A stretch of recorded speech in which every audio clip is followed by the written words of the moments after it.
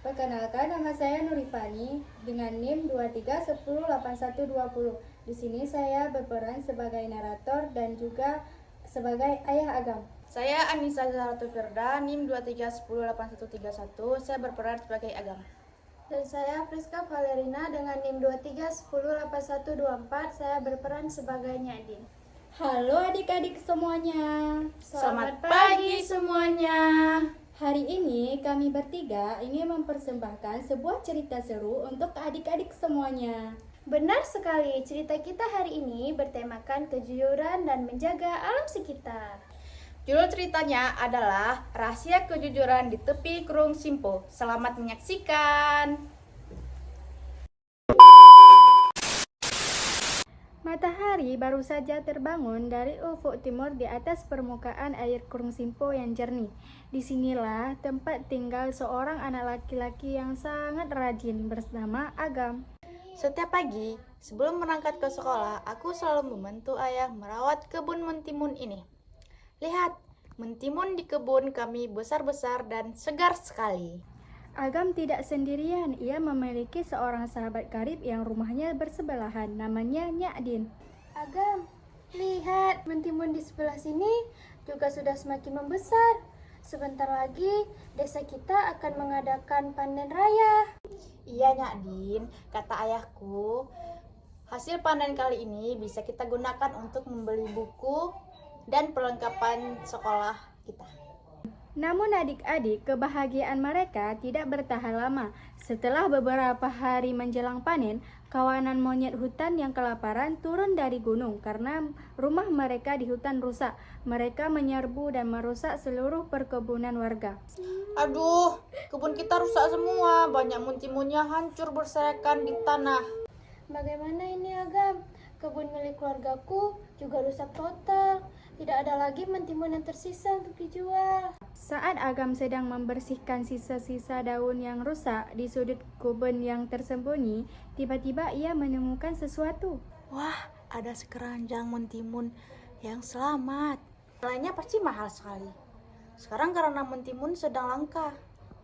Kalau aku sembunyikan dan jual sendiri, aku bisa beli mainan banyak tanpa harus berbagi dengan Nyadin. Tapi apakah itu perbuatan yang benar?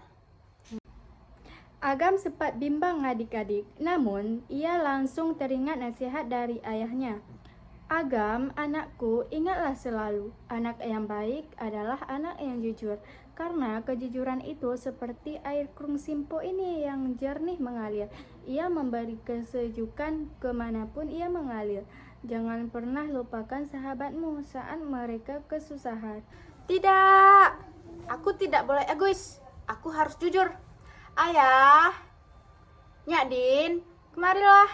Lihat apa yang aku temukan. Alhamdulillah, ini sebuah keajaiban Agam. Nyadin, sebagian dari mentimun ini adalah milik keluargamu.